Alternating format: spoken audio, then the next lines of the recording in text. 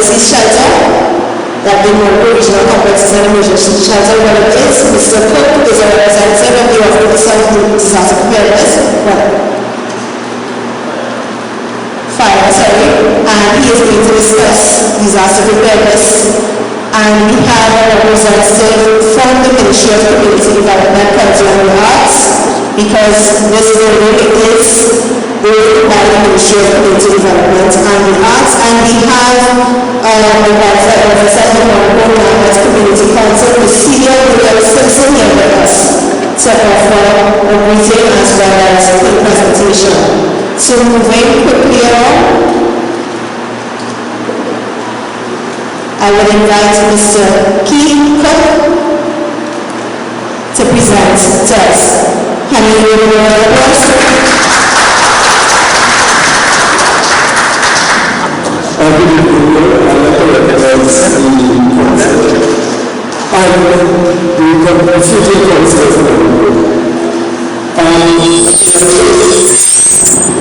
A slight correction, I'm not representing something I'm doing.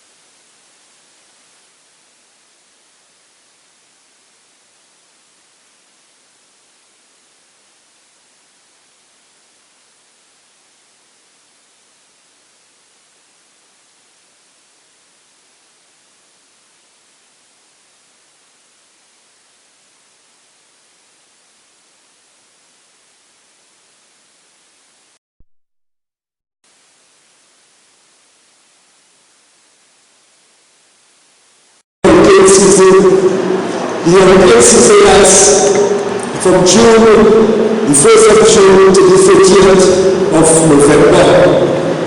However, the rainy season goes until December, the 31st of December.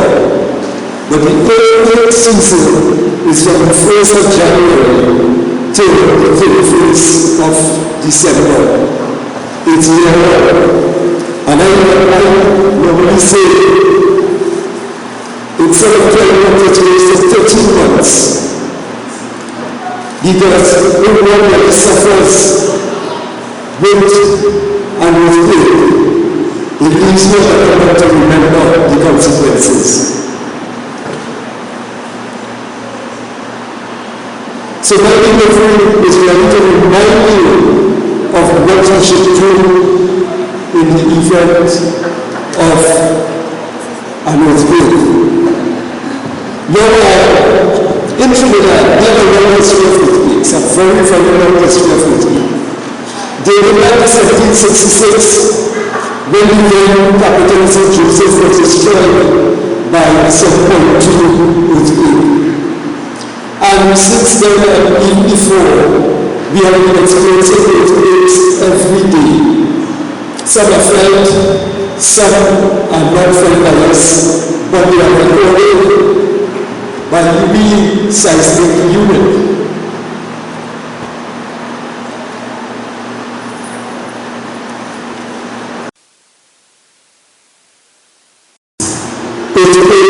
In 2010, remember Haiti experienced a devastating earthquake in 2010, which caused people to be living under tents without any form of electricity and water for years.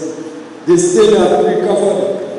Now, when an earthquake of that magnitude occurs, it set back a country infrastructure 50 years.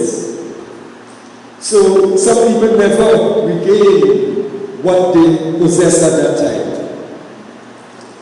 You know, so we in Trinidad, we have a lifestyle here now where number one, we build our houses now without any vents So we have got to use air conditioning and fans. So could you imagine us living for years or months in a tent without electricity, without fan and air conditioning?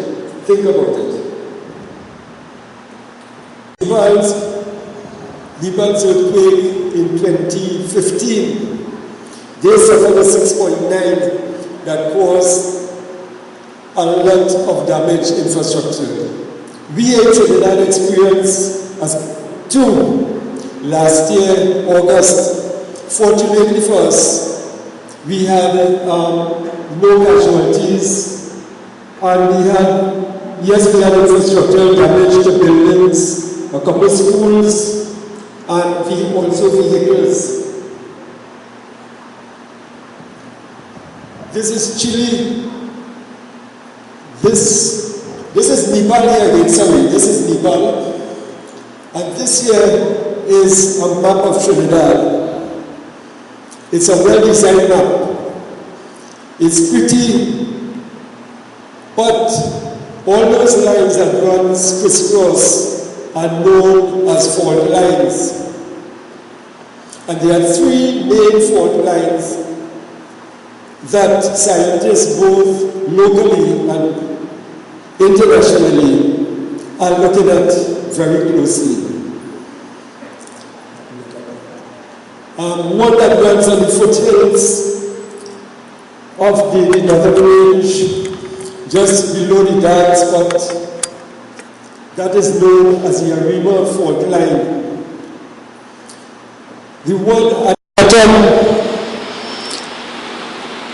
runs across, that is known as the Los Bajos fault line. And there's one in the center that is known as the Central fault line. That runs from Manzanilla to Claxton Bay, coast to coast. And that is the one that is really, persons are really interested in, because it is stretched.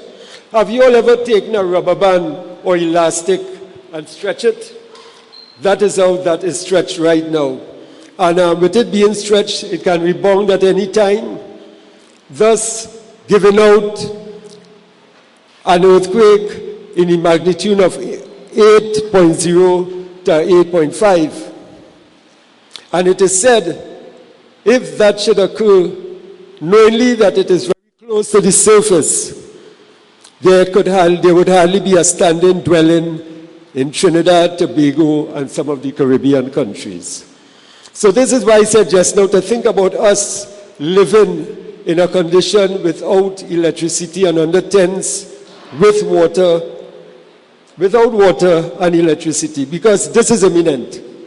It may not happen in our time, but it would happen.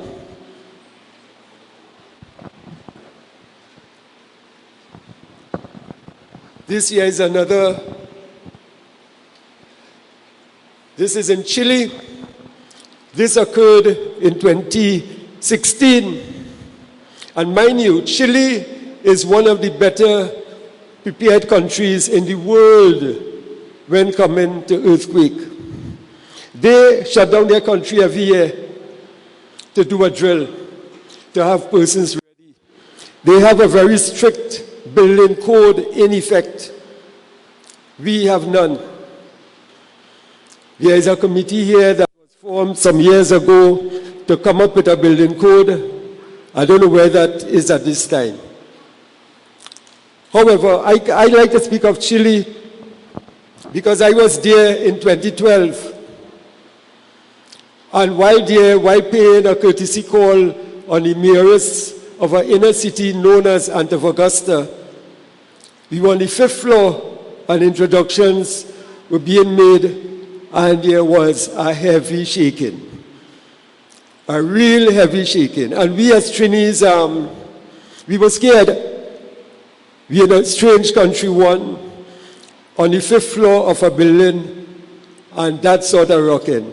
But we fed off the Chileans. They were cool and composed. So, you know, Trini could copy anything. So there and then we copied their reaction, or their non-reaction to it. And at the end of the shaking, A note was passed to the mayoress, and she calmly said that was just a 7.2. You know, so they are used to it. They get regular earthquakes. They know to handle it because of their drills that they do yearly, and they are well prepared. We are not prepared. We have to face it. We are not prepared. I mentioned earlier of the egress plan that I did for Port of Spain. That was never tested because of the business owners not wanting to lose any money on a sale. So it was never tested. I do hope that it would be tested soon, though. We all know of the consequences of earthquake. We have ground shaking. We have induced ground failures. That's when the earth opens up. We have tsunamis. We all know tsunamis. We all know what took place in Japan and other countries. And we have secondary hazards such as fires and also floods. The fires occurs because you know we have a lot of gas lines throughout, and when they ruptured with the movement, that causes fires, and also the water mains could burst and cause mass flooding. We also have what is known as liquefaction. Liquefaction is when, you know, we have a lot of reclaimed lands. We haven't much in San Fernando that I know of. But in Port of Spain, the entire Brian Lara Promenade, Rice Road, Mucurapo Road, all those areas are reclaimed lands. And what happens then is that the sea takes its rightful place and everything in its path comes tumbling down.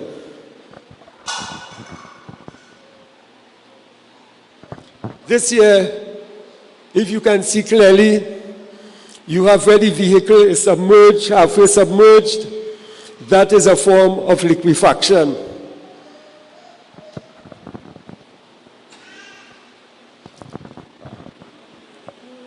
I noticed that most of you are still at work. So let us deal with if an earthquake should occur while you're at work. The drop, cover, and hold method is the only proven method. You may have heard of other methods, but this is the only proven one, where you drop under any sturdy table and you don't drop and hold your head.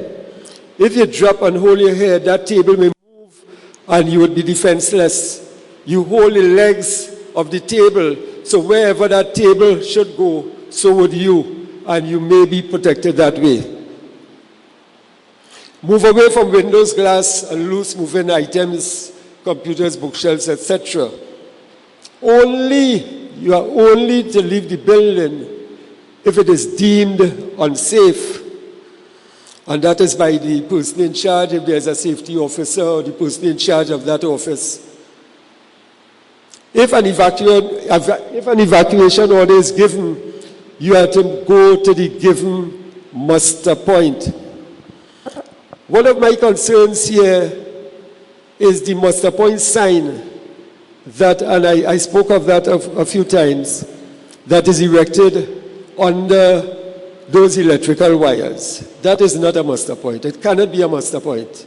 So the board, I hope you all take that and do something about it. There definitely cannot be a muster point for anything at all, because it's a danger zone. It's a danger zone. I made a recommendation already to make a gate on this side so that you can evacuate and go to the recreation ground. That is the best place. How could you muster under high tension wires? No way. That can't cut it at all. So please deliberate on that and see if you can have that taken up.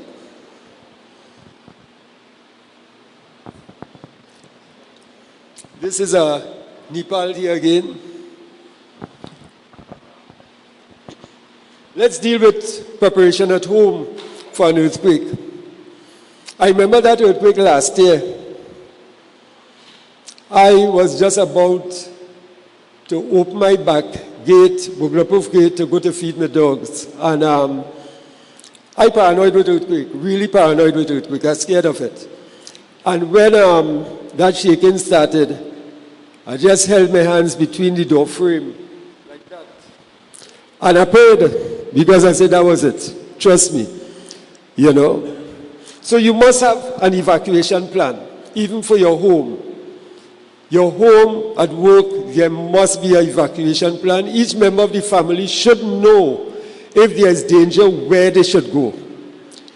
And people mustn't be going helter-skelter. You must be running nilly-willy because you can be injured, you know, you can even cause death.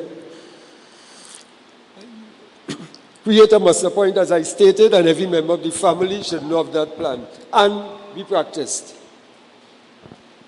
Management tips.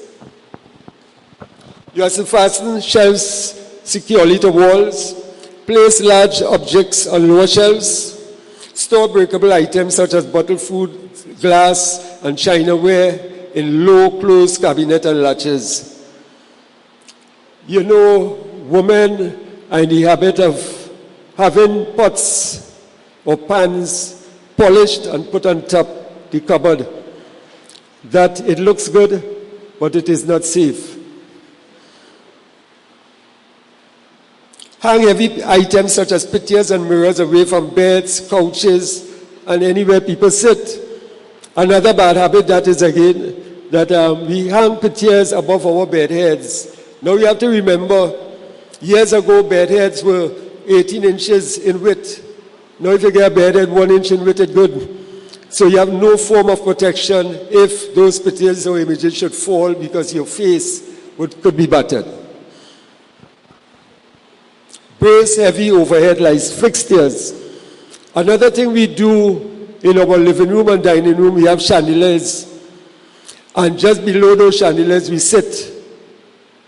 We don't know the integrity of that. We don't know how strong that is. We don't know anything. That can also fall and damage and injure you, in fact. I'm not telling you to remove the light fixtures, but just rearrange your furniture. Repair defective electrical wiring and leaky gas connections. We know there are potential for hazard. Repair any deep cracks in ceilings. Store weed killers, pesticides, and flammable products securely in low cabinets with latches. Some of us have these insecticides and we just put them under the house and so forth. Now these could fall and it could go in the drain and dogs or animals could go there, and the end result. What would be the end result? Identify safe places indoors and outdoors. As I said, under sturdy furniture such as a heavy desk or table, against an inside wall. An inside wall is at the corners where you have the joining. That area is strengthened and they may be able to withstand. But obviously it would not be able to accommodate more than one person. Away from where glass could shatter, around windows, mirrors, pictures, or where heavy bookcases or other heavy furniture could fall over. In the open,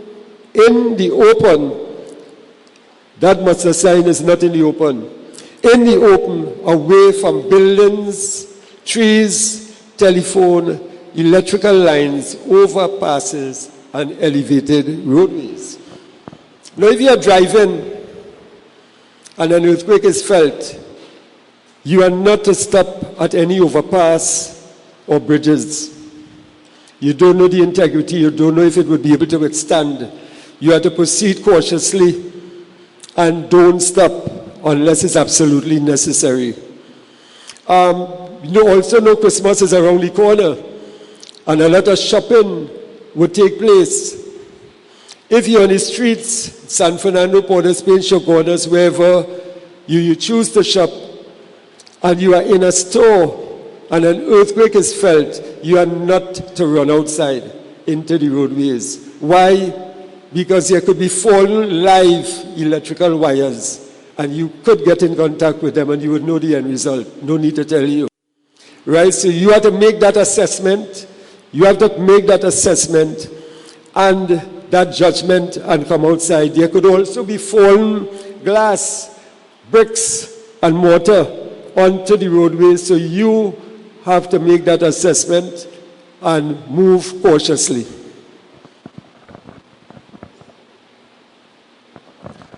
Contact your local disaster management unit or Red Cross chapter for more information. Teach children how and when to call the emergency numbers. You would see them shortly.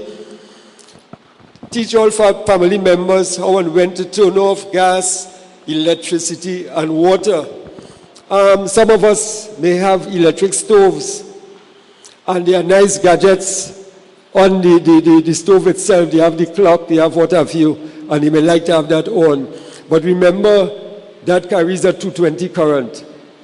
So when not in use, it should be turned off. We also know that the 20-pound cylinder, when not in use, also should be turned off. And last but not least, have a disaster kit at hand. That kit should consist of flashlight with batteries, a 3-day supply of water, tin foods, a radio with batteries. Now these tin foods and crackers and what have you, those are ready-to-eat meals, could be considered ready-to-eat meals, which require little or no heating whatsoever. A non-electric can opener, please don't move it to electric can opener, because there may not be electricity for you to plug it into. And why a 3-day supply? Because it may take 3 days for a first responder to reach you if there's that type of earthquake or disaster. So you must have those things at hand. If you could have it in your vehicle, I have one in my vehicle right now. I also have a cot and a small mattress also in my vehicle at all times. You know, so these are things, once you have a vehicle, you could push these things in it. These foodstuffs are not to remain there forever. If within 6 months period, you could recycle it, use it, and replace them. They are not to stay there forever because you know they would be poisonous after a time. So that I thank you, and questions. I don't possess all the knowledge, but if I'm unable to reply to you immediately, I will do so at a later date. So any questions, feel free. Thanks.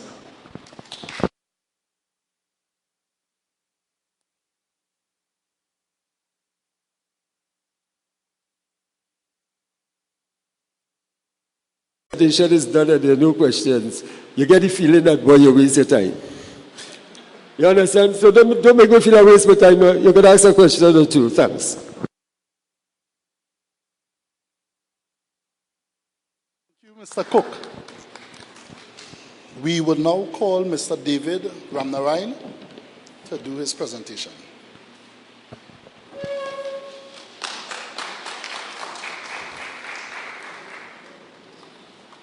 Okay, thank you very much. Let me say a pleasant good afternoon to each and every one. Davis Ramnarine is the name, and I'm the Community Development Officer 2, based right here at the Mon Repos Regional Complex. So I bring you greetings on behalf of the Ministry of Community Development, Culture, and the Arts. Yes, I want to promise you I will not be long, okay? But let me just begin by just to whet your appetite with a bit of humor. Well, you know, Mr. Crab and Mr. Manikou were very good friends. So Manikou told Crab, he said, Crab, Sunday are going to get married. Crab said, what? He said, yes. He said, Sunday I'm going to get married. He said, but anyhow, when I think about it, he said, which Sunday? Manico said, this Sunday right here. Manico make a little thing. He said, Manico, Crab tell him, he say, I can't make that wedding, you know. Manico tell him, he say, how come, boy? He says, Sunday, I go be tied up in the market.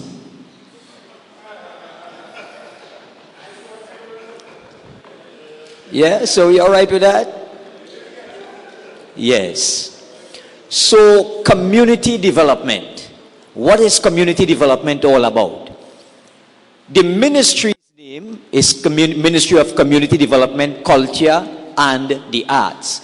But the Community Development Division is just a division of the ministry. So we have the Culture Division, under which we have some other subdivisions, and then we have the Community Development Division, also under which we have some other subdivisions. For example, we have the Best Village Unit that falls under the Ministry of Community Development. So I have two documents that I have, but I would not be reading per se. I will leave it with the members of the board. So what is community development all about? We have a vision statement, we have a mission statement. But let me go into some of the programs that the community development has. First and foremost, one of our major flagship programs is called the Community Education Program. The Community Education Program. This is a program that has been functioning well now for a number of years. What is this program all about? This program is really geared in two aspects. One, to assist members of the community with domestic support. And then secondly, income generation. This is a program that starts in the month of March and runs for a period of 20 weeks.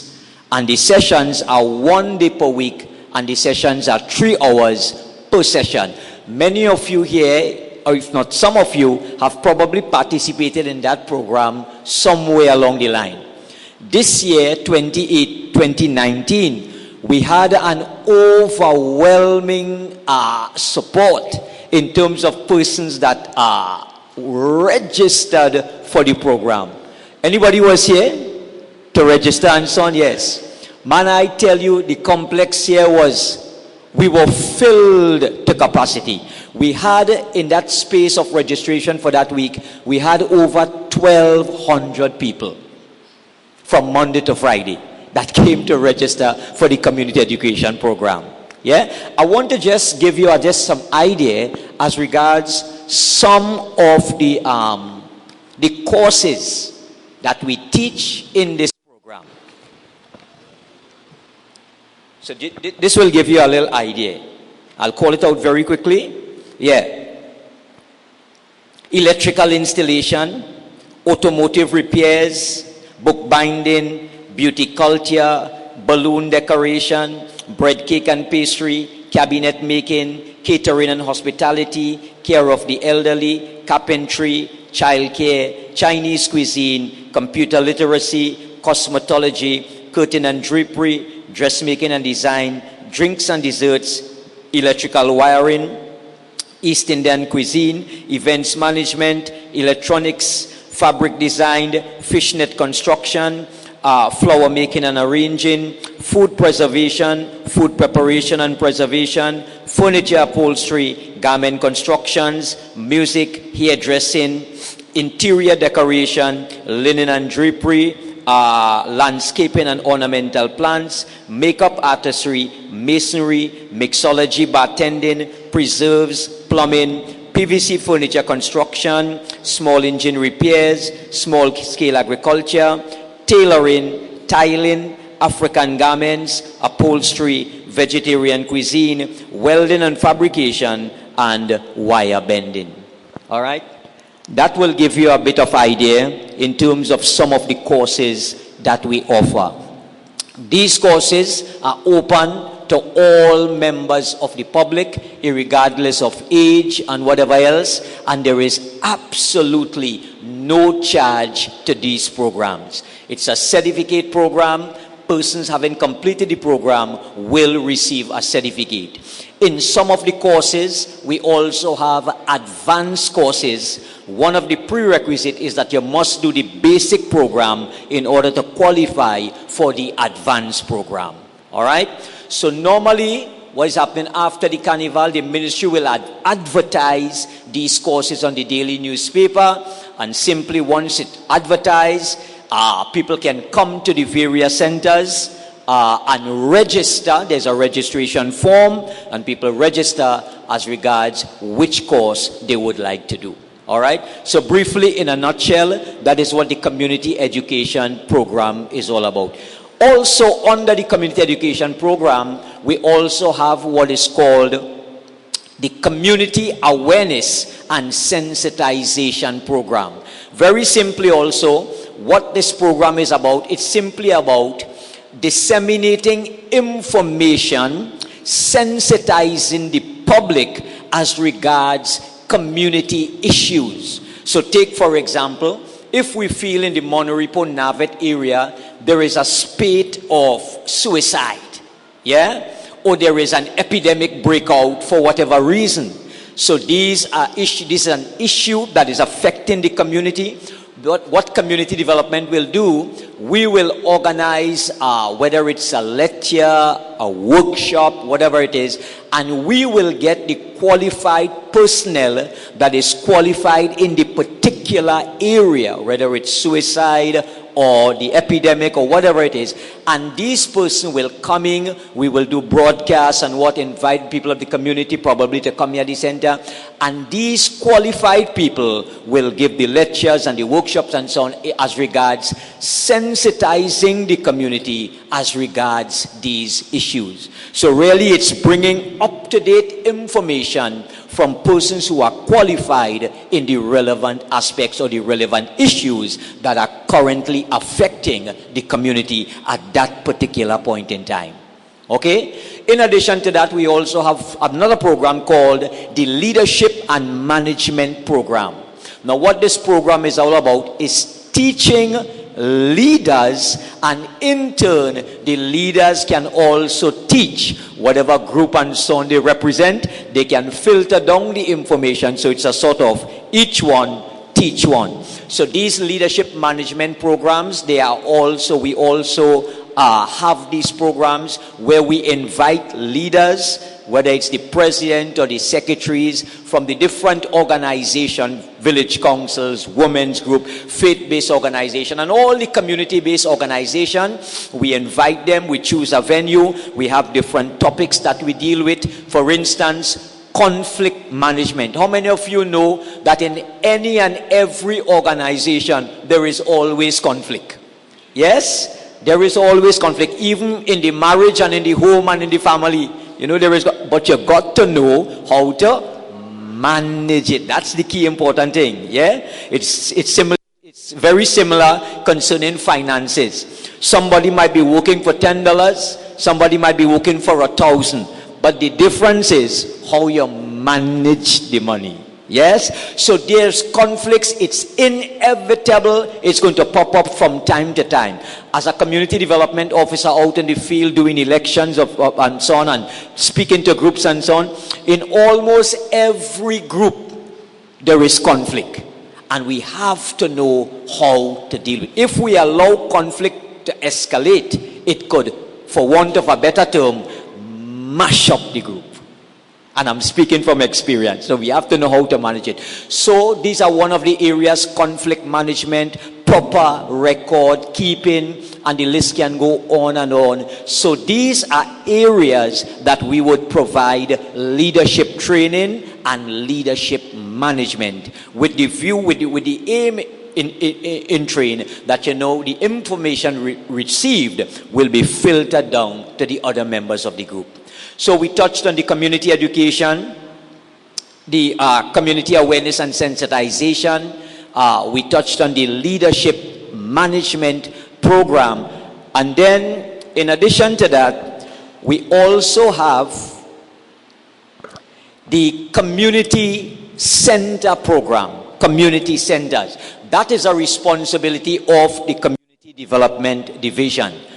Construction of new community centers, and I might as well inform you that presently right now we have opened the San Fernando North Community Center in June this year. That's in Springville. We also have 2 community centers that is nearing completion. One is the Taruba Community Center. Yes. And then secondly, we have the Torredale Community Center. Okay. So hopefully, if things goes well, these 2 centers may very well be open before the end of the year. May. Yes. So the community center program, it's another major program. Then in addition to construction of these centers, we also, what we do in terms of refurbishing community centers, that's a part of the ministry's responsibility. Yeah, we refurbish community centers, minor repairs, yes. So there is refurbishment, there is also minor repairs, and there is construction. So moving right along, that's the community center program. Then we also have the community education support services, right? This is a service that we provide to groups in the community, whereby we have a mobile unit, we have the vehicle park outside, and we have a mobile operator, we have the equipment that goes with it. So when a community-based organization has a particular function, let's say they have a sports day coming up or whatever it is, whatever activity, they can simply write to community development informing us they have this event coming up on so and so date. Let's say it's a sports and family day, and they want us to assist them in terms of getting the information out by means of a public address broadcast. We can assist with that. In addition to that, we also provide PA in-house services. Yeah, so once we have the equipment, we have the relevant personnel, we also provide this type of service. Yeah. However, right now we don't have in Victoria West a mobile operator. We are short-staffed, but nevertheless we try to facilitate as best as we can. This is why we ask groups and so on, give us notice in a timely manner and not just for today. You understand? So we can plan the thing, we can inform the operator that he has a broadcast to do on so and so day in so and so community, and that will give him ample enough time to prepare and so on. Yes? How are we going to time? 5 minutes again? Right. And then also we have the Community Action for Revival and Empowerment, acronym CARE program, C-A-R-E, Community Action for Revival and Empowerment. This program, or the CARE program,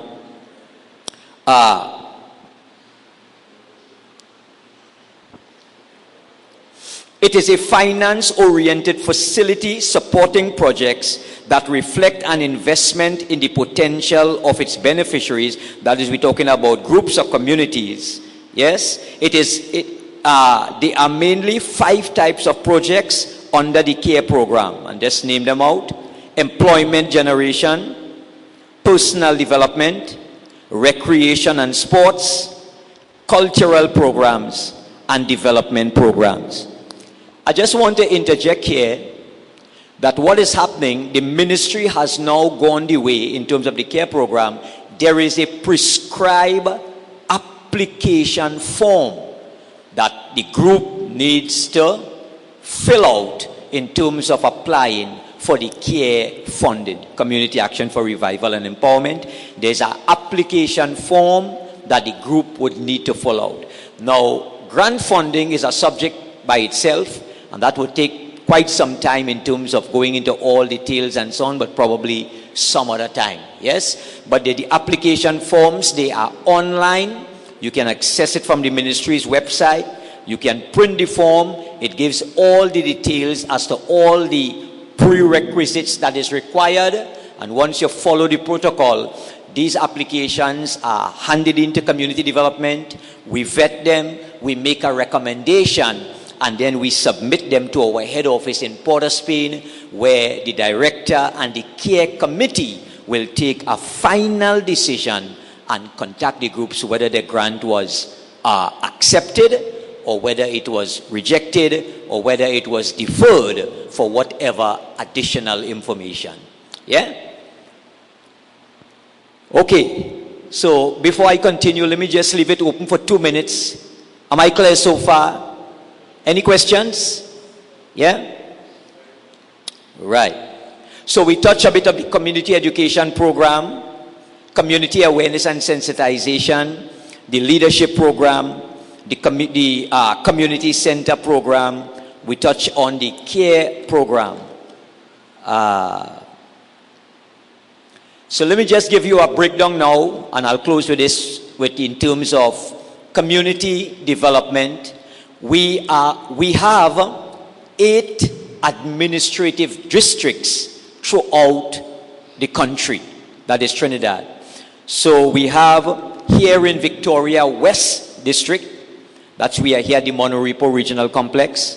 We also have another administrative district in Victoria East, that is Malson's building in Princestown.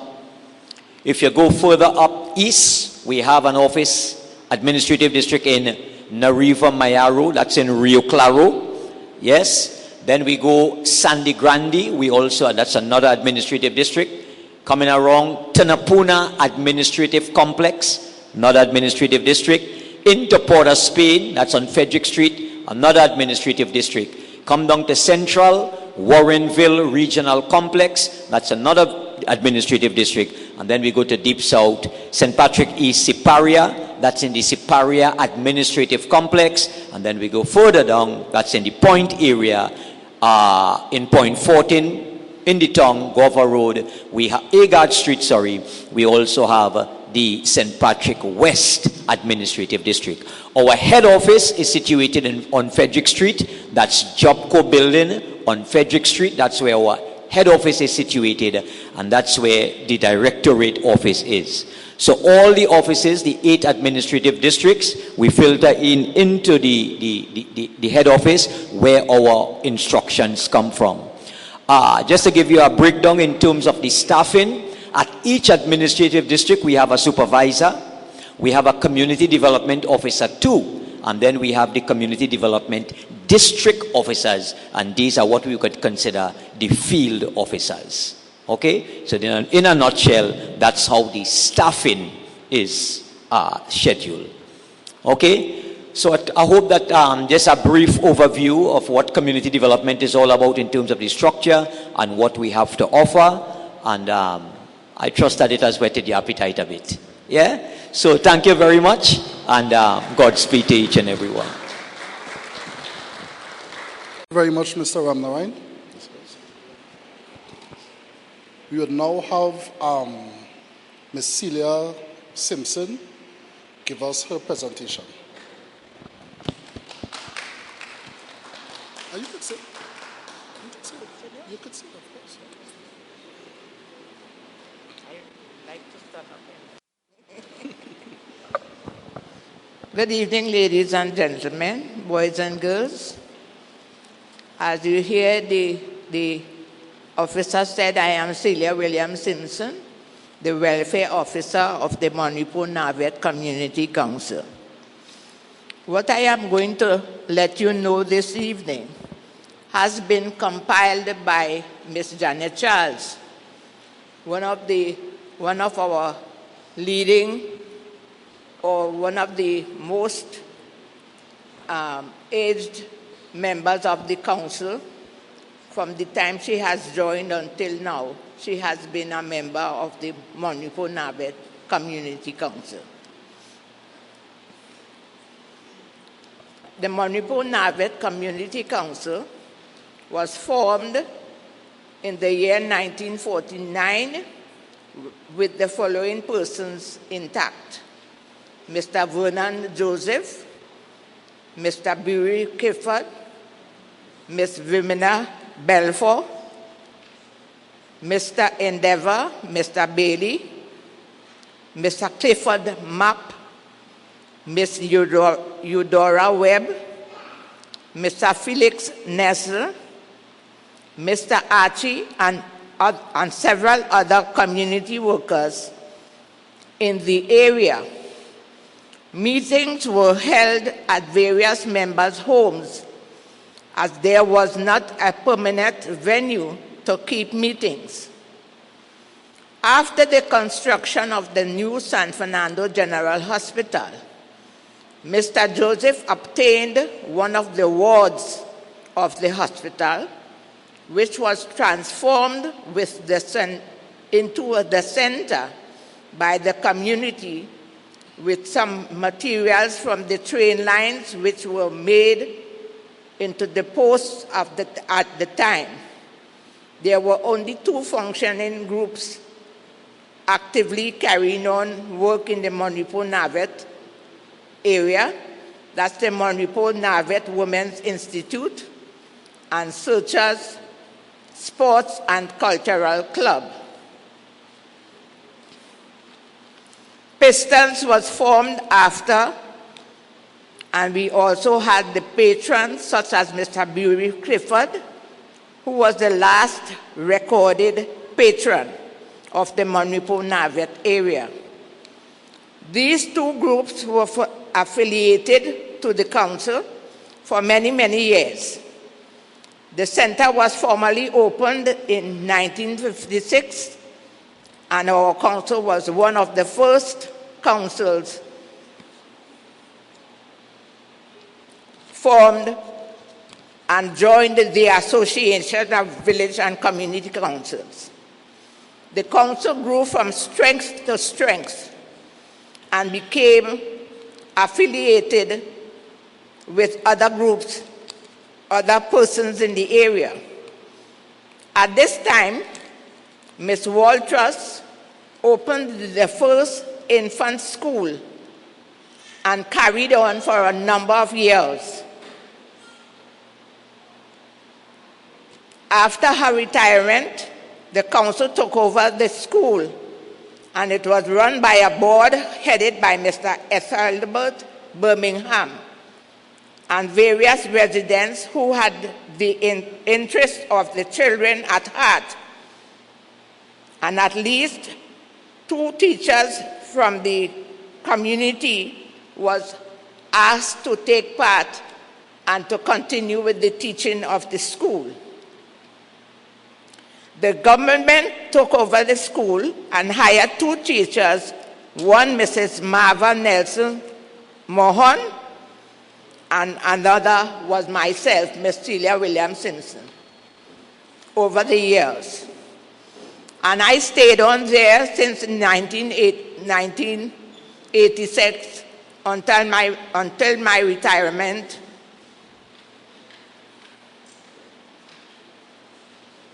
Going to Serval for 2 years and taking in the training there.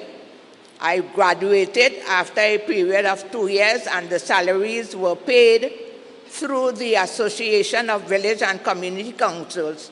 And that money was taken when the people paid to have their children come to the school. That is the money which was used to pay the little salaries for the teachers. And as I said earlier, the council went from strength to strength, with other affiliated groups entitled to send 2 members of their group to become affiliated with the council. And so we would find that a lot of the people who came in, either they were affiliated to the council through party group, different party groups and so on, sending their members to be members of the council as affiliated groups of the council.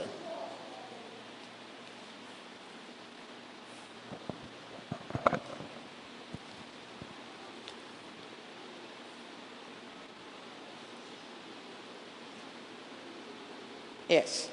The center was fully utilized, also the grounds and the fields. At the first meeting in January, the council formed plans for fundraisers and social activities for the year. There was always something of interest going on, and the village council was successful in the Prime Minister's West Village program over the many, many years. Many times we placed in the first 5 to 10 places in the different various categories. We had a very good cordial relationship with our Tobago counterparts and had annual trips to Tobago.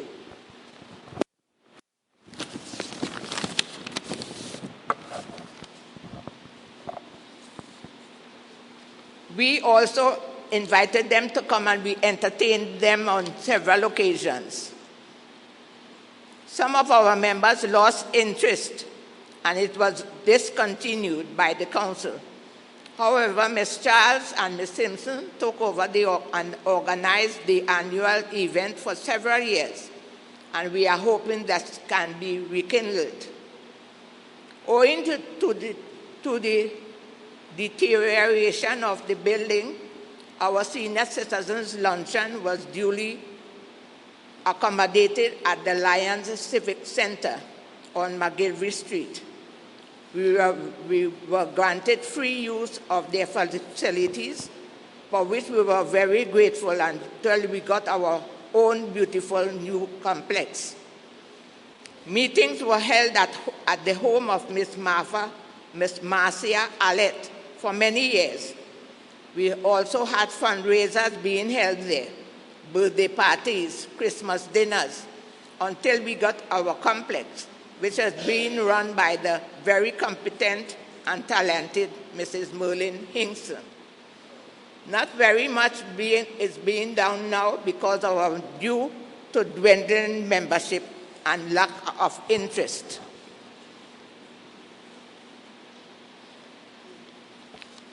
This was done by Ms. Janet Charles, and because I do not know all the things that what you're hearing here, I don't know some of the things what went on because I was not living in San Fernando at the time, right? She is saying that our action plans should be the reorganization and a membership drive, which should be implemented with the use of the community center in mind.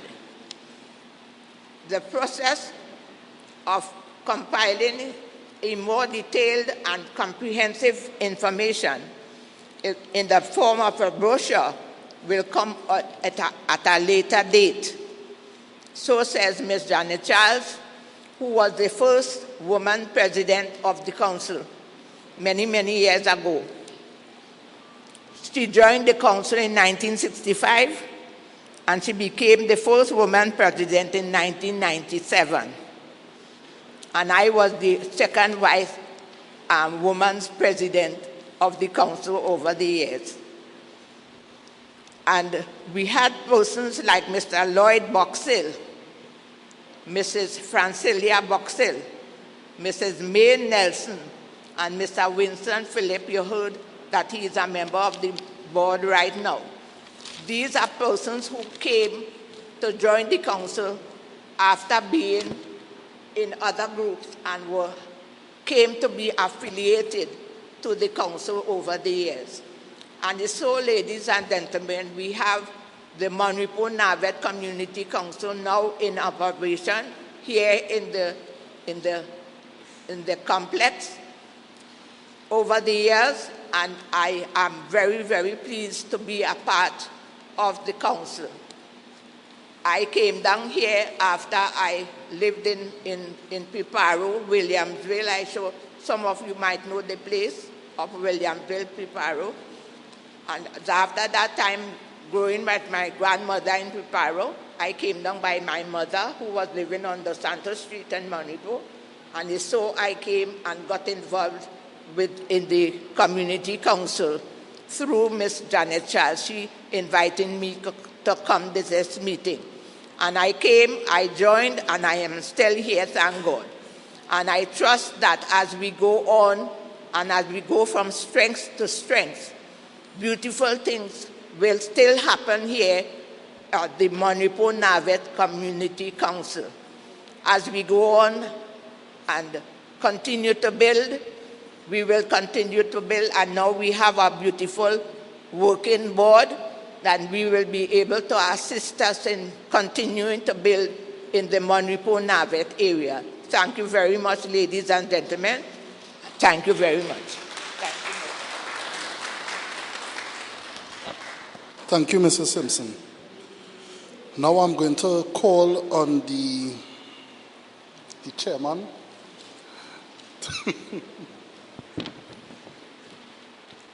Good evening again, everyone. Can we have a round of applause for our presenters this evening? Okay, so we are here to sip and chat. We would have had presentations, you would have sipped on your drinks, you would have had some refreshments, but we want to hear from you. What are your suggestions for the complex? We have this complex that has been in existence for quite some time, and we know there's a consensus in the community that there is limited access to the complex at times. So what are your thoughts? Do you have any suggestions on how we could bring the community back to the complex? Because some of you here may see you all and you would have suggestions outside. So we are in a safe space, Mr. Joseph. We are in a safe space and a very open forum where we can make any suggestions or comments or anything that you would like to see or anything you would like to see from the board that we can do to enhance the community through the use of the complex.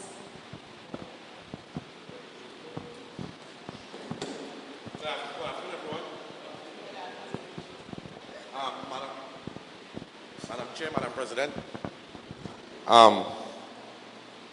my first interaction would be to note, I keep hearing advisory board, advisory board. Repeat that. Hi, good day everyone. My name is Shaka Joseph. My name is Shaka Joseph. I used to live in the buildings. I now reside in Current Hills, but I still have a passion for Mon Repos.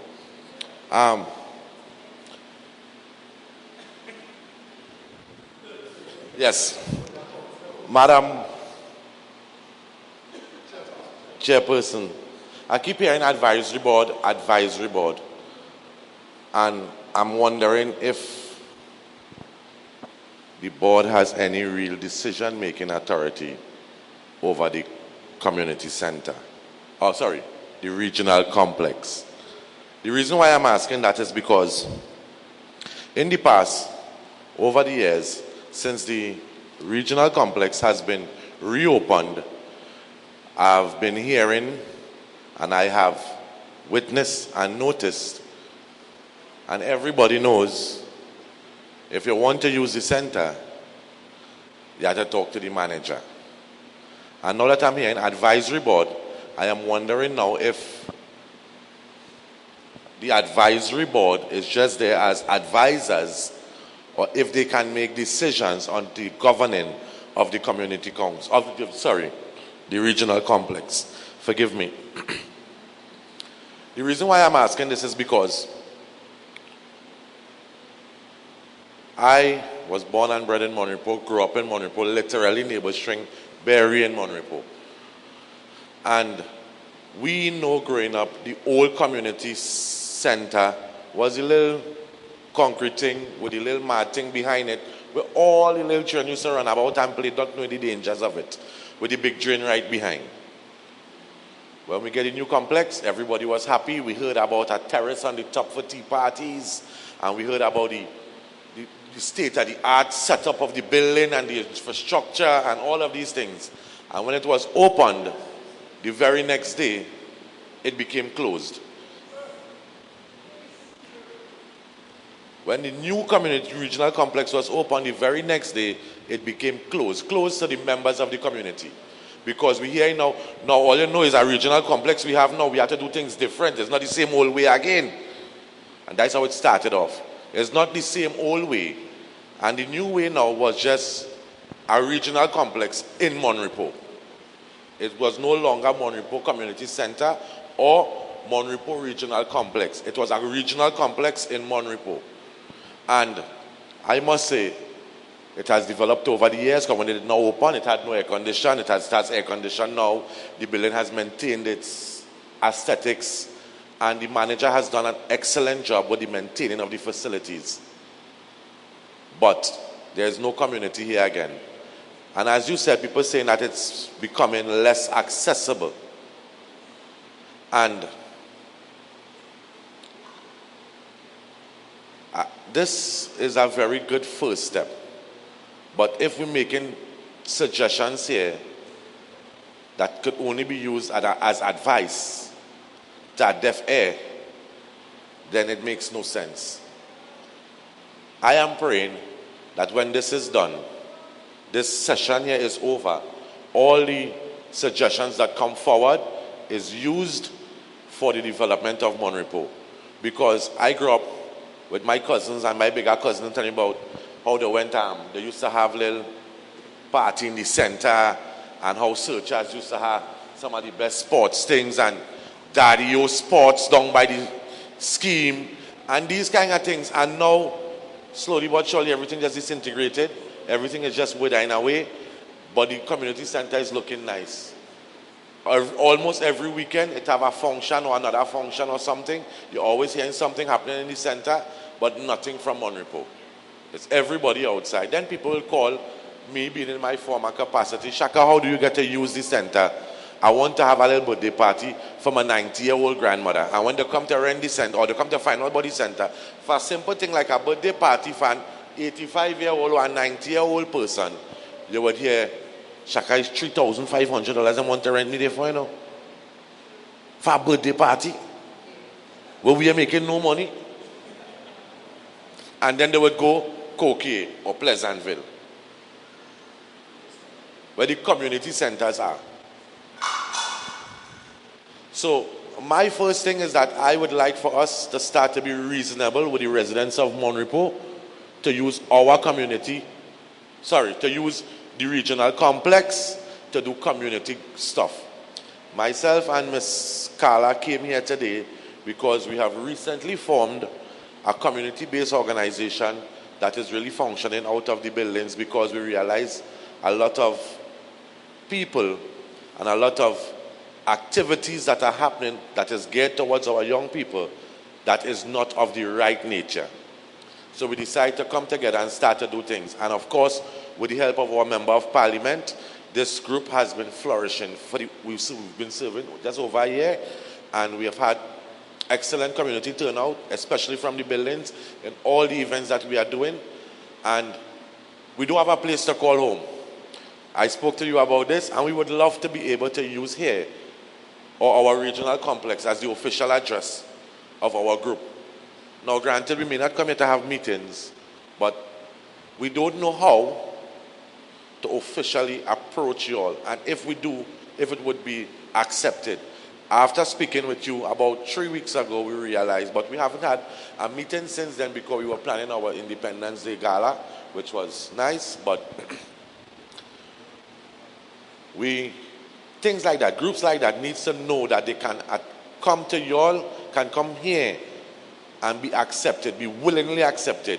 Now when you come, they're telling you, well, you had to write a letter to you, say, no, let me work with you. Figure it out. And let me help the group develop. Instead of always sticking a thorn in something when they come in to start something, especially when we know the intention is good. Let me start to work together. And well, there's another phantom stories that it have tennis boards and weightlifting equipment in the center and all these kind of things. As I say phantom, because none of us has ever seen it. And Mon Repos had one really nice table tennis squad with Rennie Ramlal and them and Jason McFarlane. I believe my boy here was part of. They used to have a nice table tennis squad. And if we have the table tennis equipment and we have the people who to play it, why we don't have a proper table tennis something happening in Mon Repos? Mon Repos had one of the best basketball teams in the country, the Pistons. I was one of the mop boys for when they was playing in the Super 10. I did love that sport with them. I could not play it as good as them, so they had me playing netball. But we're going to move on from there. We had a really nice netball team too. And to me, the regional complex should use, I was thinking, well, when you rent the facilities, the money is from that could use to maintain the facilities and also use for external outreach programs, like a sip and chat.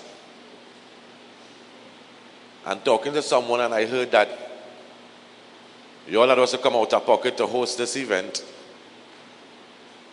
And then now the president in her speech said, oh, you get paid since last year. So it's literally out of pocket to do this. So I applaud the initiative. But let us not let it die here. That's all I'm saying. Let us develop a way forward from this and start to use the facilities to develop Mon Repos. Because we have a lot of talent. We have a lot of stuff that could be coming out of Mon Repos and make Mon Repos a better place and make sure that the young people have an alternative than to drugs and violence. Thank you.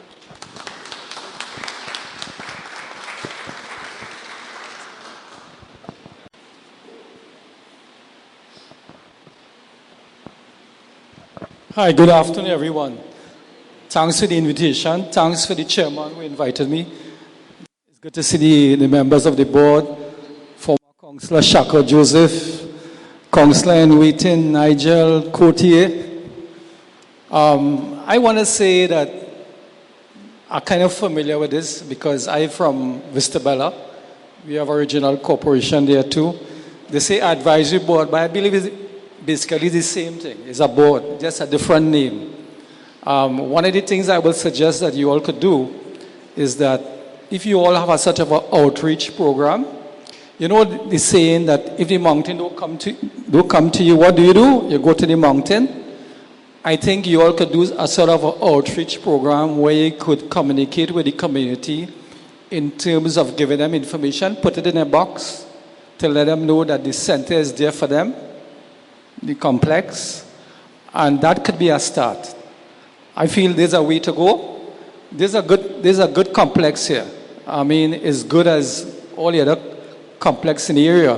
And I think one of the good things about this complex is that within the range, they must have about 3 or 4 complexes like this, you know. But they kind of underutilized because I think people need more information about them. And the way to get out there is that you need to go out and probably have sort of a campaign on your road, you know, and to invite people to come forward.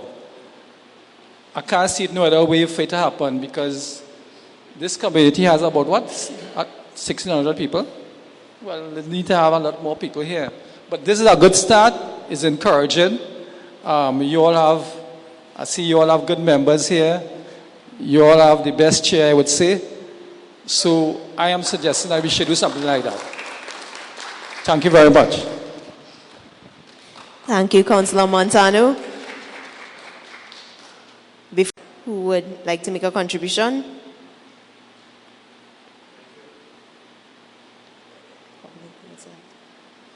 Okay. So I know that Mr. Joseph and Ms. Carla has to leave. You all are invited as well to a game night, the Perpetual Nest. They are having a game night in the basketball court behind the stations, behind the building, sorry. So all are invited after. However, in response to Mr. Joseph, there are a number of things. There's a saying, Mon Repos people are funny people. You always hear it. Mon Repos people are funny people. I think what would have happened between the time that the community center was demolished and the regional complex was reopened, the shift in cultures was a bit too much for the community. For a community that was always involved here and here was their home. When that changed, there was a breakdown in communication. So even when the board decided to do our walkabouts, we realized that there are people who are living right on Commission Street, right on Tyler Smith Street, who have never entered this building. So as a board, we decided that it became our mission to bring people back to the complex, to let them know that this complex is really open for the community. We are an advisory board. However, one facet of our role is to look at performance management. Performance management basically states that if we notice that there are less bookings, that there's a lack of revenue coming in, then we can make decisions. If the rates are too high, if that is one of the factors, that's why we would have had a sip and chat to find out if the rates are too high for the community, then we can therefore take this back not only to the manager, but to the Ministry of Community Development. As a board, we make that decision, and we make a decision to accommodate the community. They have been very welcoming with our suggestions thus far, especially with regard to community-based events. We are aware that there are table tennis boards and workout equipment here. One of the limitations that we have at this complex is that we only have one main room, which is here.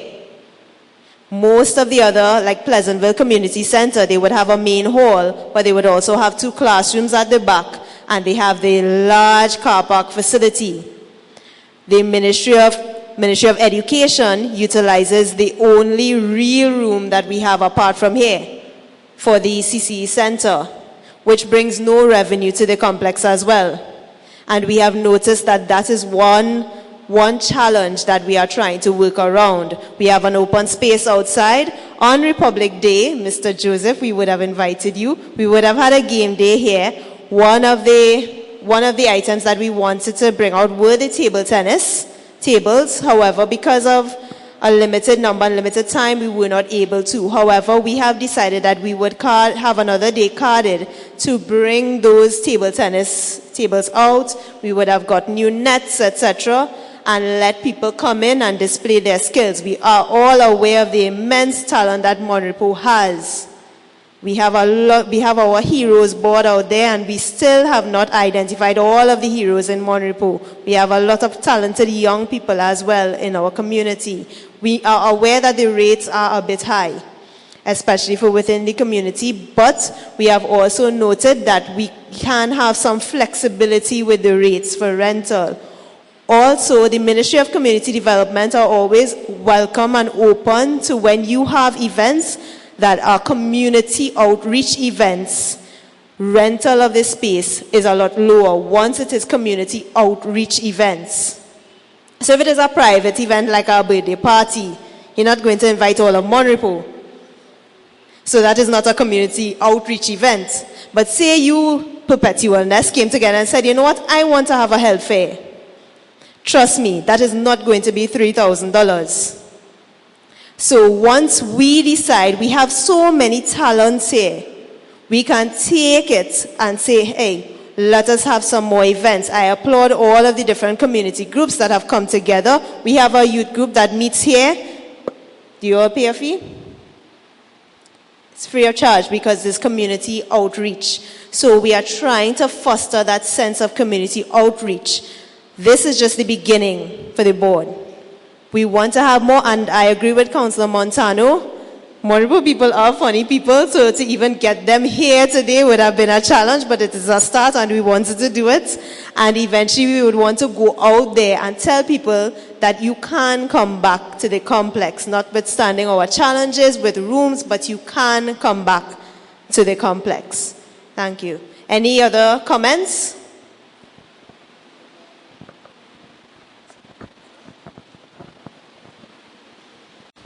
Thank you, Madam Chair.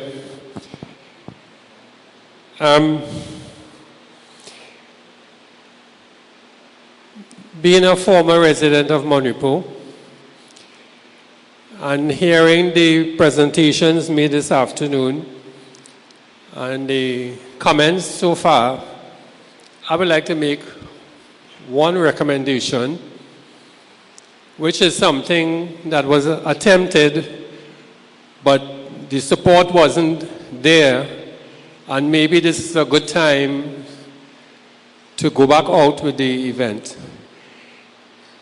The suggestion is that the regional complex, the board can maybe go back out, do a house-to-house, and do a census of the youths in the community and their interest.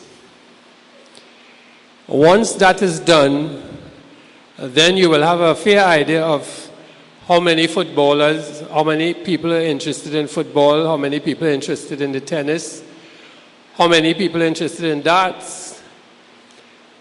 And you can then structure your activities not only to involve the internal aspect of the center, but the facilities around, like the play field and the basketball court and the netball court, and the lawn tennis court as well.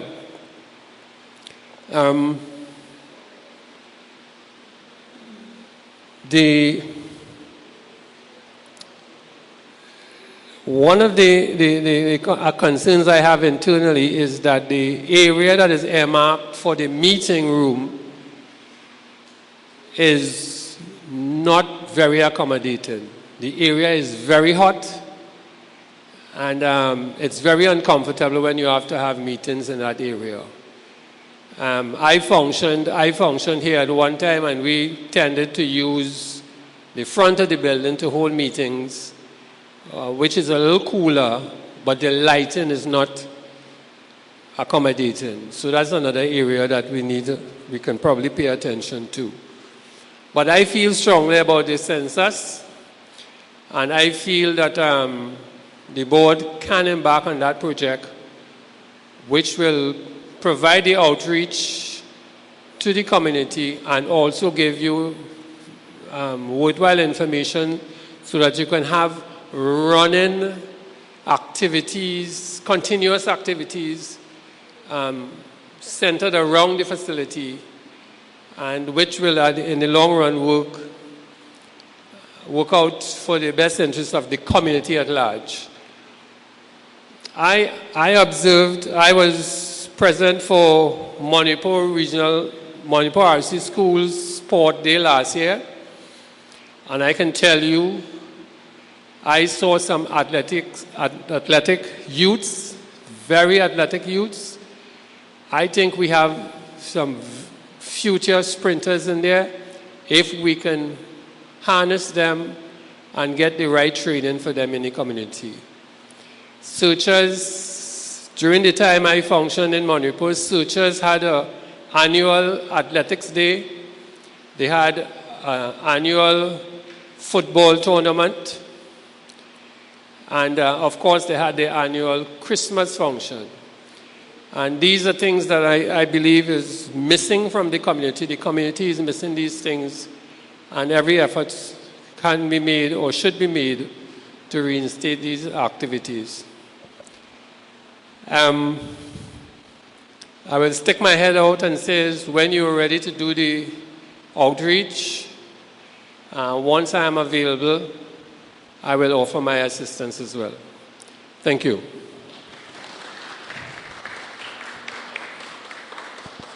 Mr. Buffett, and all of the suggestions were written down, and we would like to begin that census especially. So we would be contacting you for your assistance. Mr. Coutier.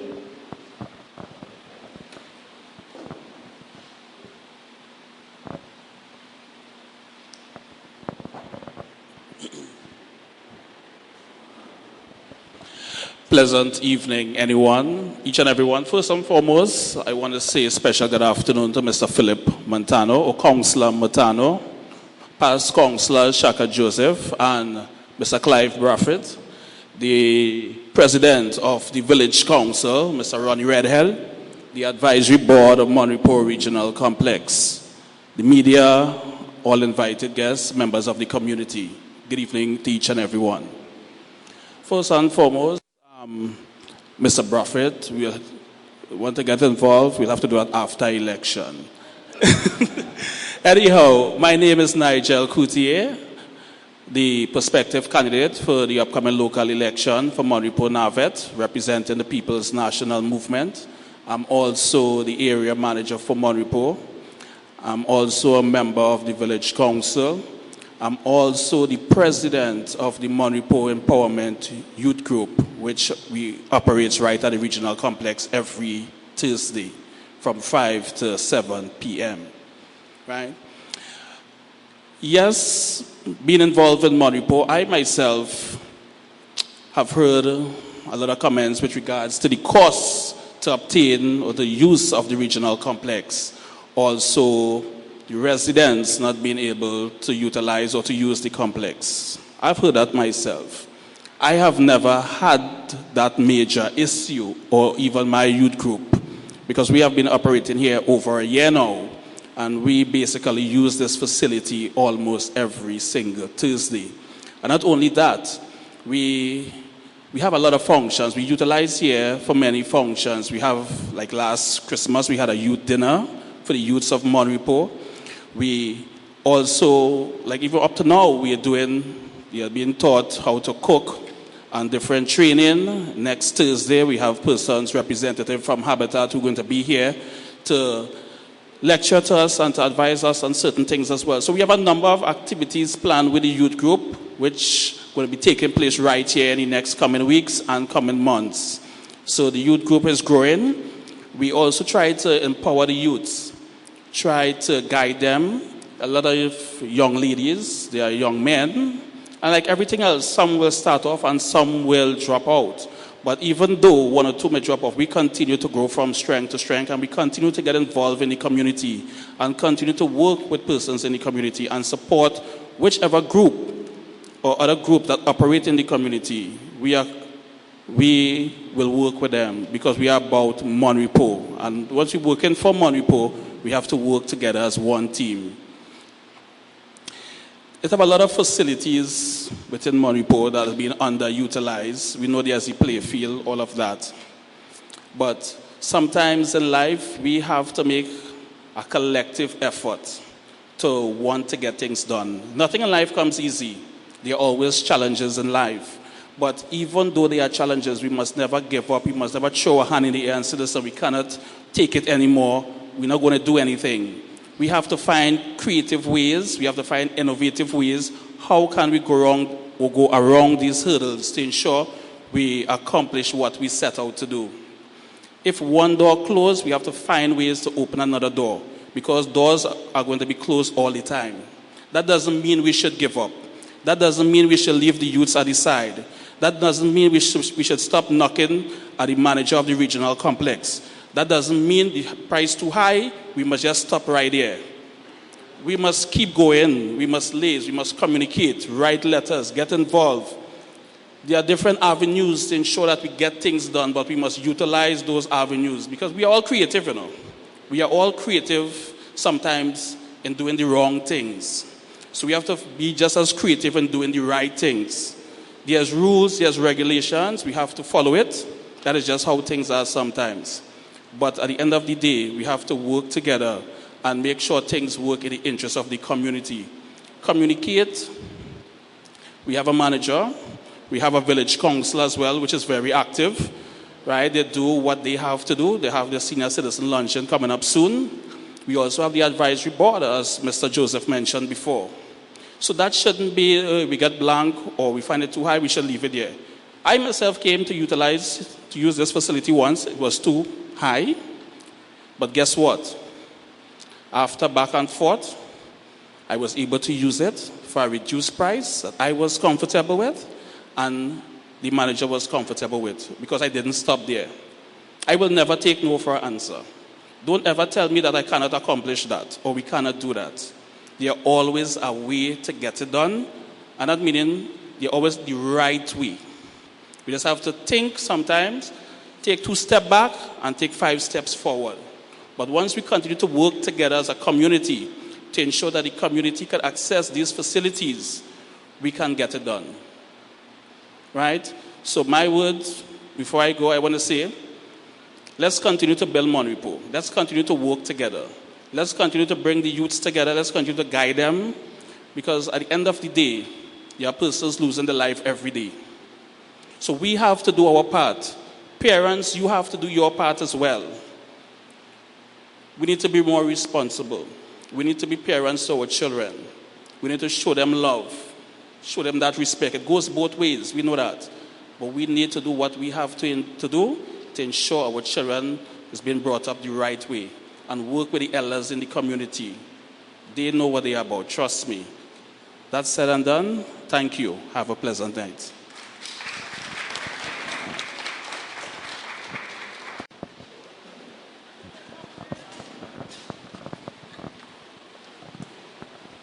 Good evening, everyone. Before I leave, I just would like to make a suggestion. As Ms. Beach said, they would like to open the doors of the complex to the community.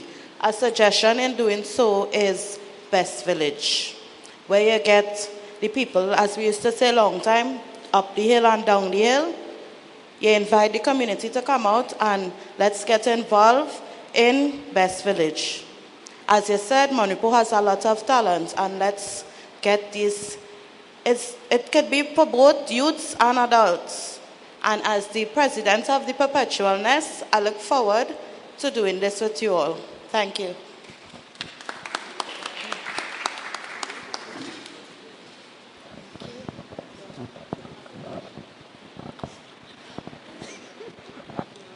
Good evening. I'm a resident of Mon Repos. My family is one of the original families of Mon Repos, the Khan family. So we have a long history of Mon Repos. And concerning the issue with the renting and the availability of this facility to the residents, I had a personal experience, and I just want to, because everybody, really based on part of what Mr. Coutier said about the price and availability and pushing, not giving up. A few years ago, my daughter, and my daughter celebrated her fourth wedding anniversary this year. So it was just 4 years ago. She was getting married. Came here, in my family, just about every single can from ever since, you know that, wedding reception was held in the community center of Mon Repos. And so we are Bat and the Simpson, everybody know, the Khan family is one of the original families of Mon Repos. Every single aunts, uncles, my father, cousins, wedding reception was held on this spot. Every single person. My daughter came here 4 years ago, wedding reception, and was faced with the fee. And as Mr. Coutier mentioned, he was able to get the fee cut down. She persisted, and I had an issue at the time. My father came in person. When she came home and mentioned the fee, he came in person and spoke to the manager at the time also. And we didn't get an adjustment on the fee. My daughter was a former Queen representative for Mon Repos, Navet in Best Village, as I heard the person mention, just a few years prior to that. And we didn't get a cut in the fee. There was no backing down. We did pay it, because she insisted here is where she wanted to have the reception. But I'm just showing another example of what other residents most likely have been faced with.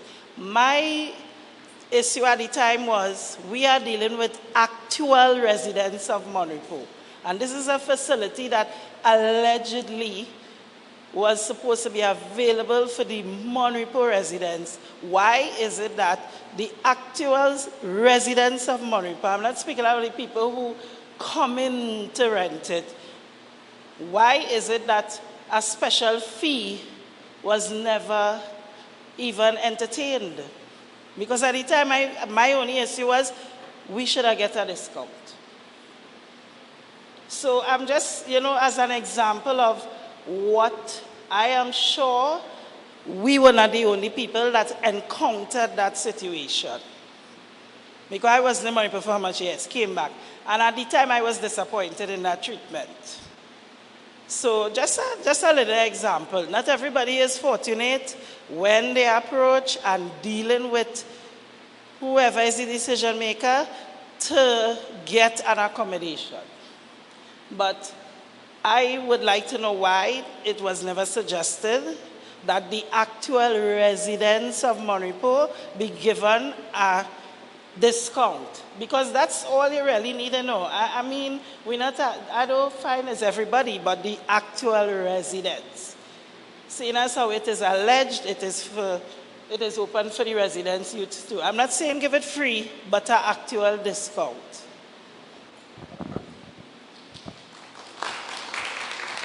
Thank you.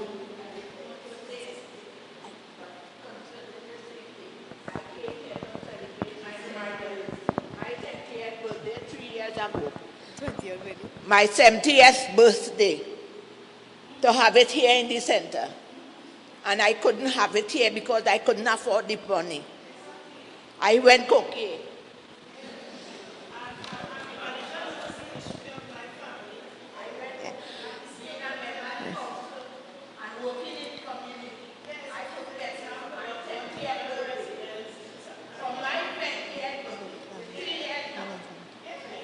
Okay, so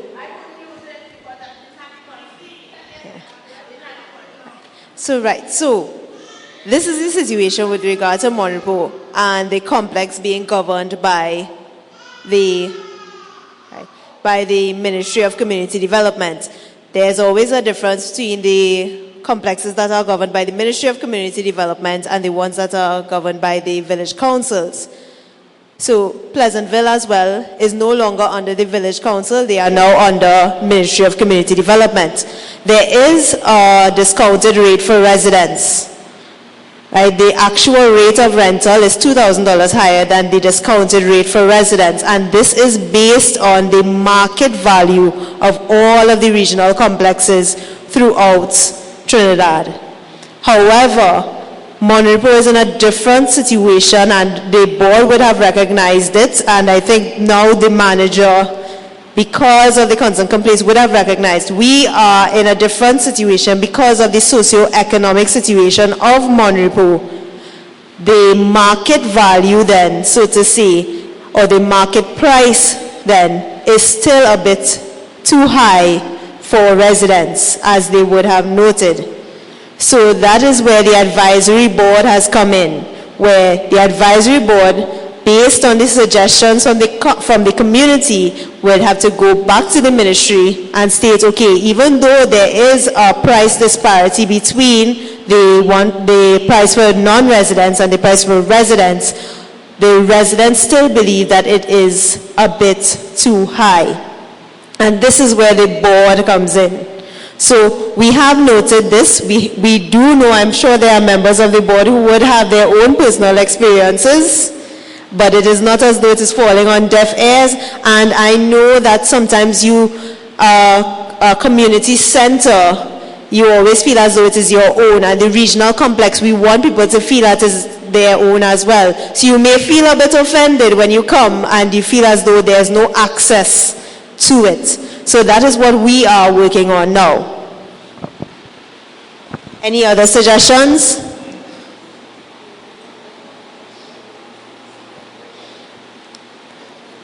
No more? Okay, so we have come to the end. I know we were supposed to finish at 7. And to give a vote of thanks, I would ask Mr. Curtis Williams, popularly known as Biggie, to deliver the vote of thanks. Mr. Williams. Thank you. In all things we must give thanks. And so this evening I'd like to thank all of you for making our first annual Sip and Chat possible. Thank you, our guest speaker, for your very informative representation. They were eye-opening and very well received. To our specially invited guests, Mr. Nigel Coutier and Councillor Philip Montano, I thank you for taking time to attend. Thank you to all members of the Mon Repos Navet Community Council, Mon Repos Youth Empowerment Club, and Perpetual Nest Club for attending. To our media, Mr. Hollis, Clifton, you are always ready to provide your services for this. We were literally grateful. Thank you to all our members of the head, to all the members of the board and all present here. This is the beginning of many great events from the board and all, and we hope that we will see you again. I do hope that you return home safely. Thank you. So thank you, and don't forget, this is still a sip and chat. We have a lot of things to sip on and eat, so please help yourselves. Thank you.